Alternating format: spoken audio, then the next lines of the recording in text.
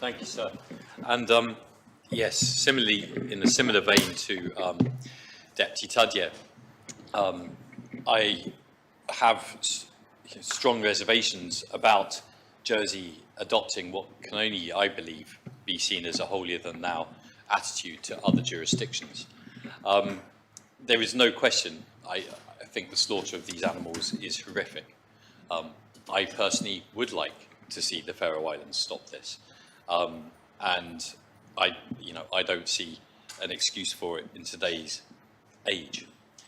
But I also know that the Faroe Islands are a group of islands not dissimilar to Jersey or the Channel Islands. And with a population of 60,000 people, and in their case, a economy built on fishing, I believe we have a lot to learn from them and a lot that we could hopefully share with them about our own experiences. In that sense, I'm pleased to hear Deputy Joseph say that we have a strong relationship with them. I personally would like this island to have a stronger relationship with the Faroe Islands, because we also have to look at their relationship with their sovereign nation, Denmark. They're in a really similar situation in their relationship to Denmark as we are to our relationship to the United Kingdom. And I've recently learned more about the way they are developing their relationship with the European Union as a third country. And that's something that I believe Jersey could look to emulate as well and develop a stronger relationship on its own terms with the European Union.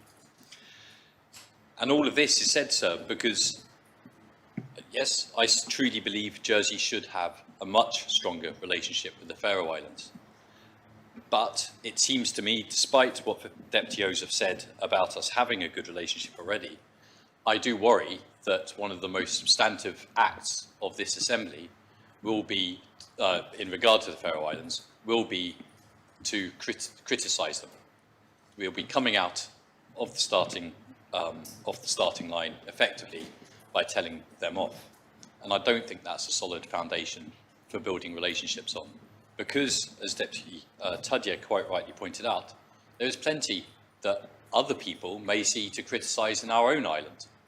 And we take personal, or we take offence when people do criticise things in our own island. For instance, we have a fishing industry, much as the Faroe Islands do. That causes harm to fish in a large scale. Now, I'm personally okay with our fishing industry, but one aspect which we no longer have, which we used to have, is the octopus, sir. Now, Jersey used to have a large amount of octopus. Octopus are incredibly sentient beings. I challenge anyone in this assembly to watch a movie called My Octopus Teacher and not come away from that refusing to ever eat octopus again. So there is that side, sir, of also saying, where do we draw the line? These animals you can't do this to, these animals you can do this to. So I do think when we take a kind of moral high ground approach, we are in great jeopardy of backing ourselves into corner and inviting greater criticism as a result. I mean, just look at the sovereign nation to which we are subordinate, the United Kingdom. Who in this assembly believes that deporting migrants to a third country, Rwanda, is a humane thing to do? I don't know, I've not asked, but personally, I don't. I think it's a shocking thing to do. And it embarrasses me to see that happening, or even being posited as a way forward in the United Kingdom. But I have not seen criticism in this assembly or motions in this assembly aimed at projecting that criticism. Similarly, sir, I have had people in our public complain to me about the United Kingdom's most recent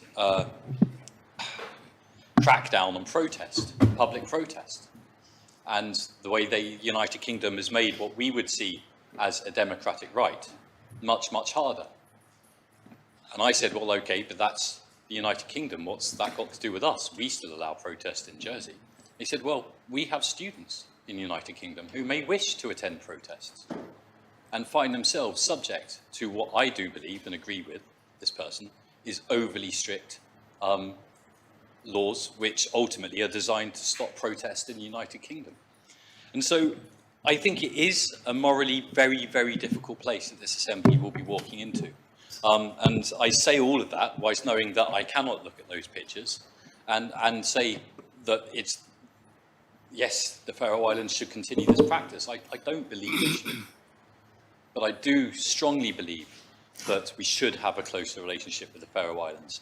And I don't know if this led to the amendment in Part C taking place, but I did ask that an element of Jersey's desire to have a stronger relationship with the Faroe Islands be proposed as part of a Council of Ministers amendment.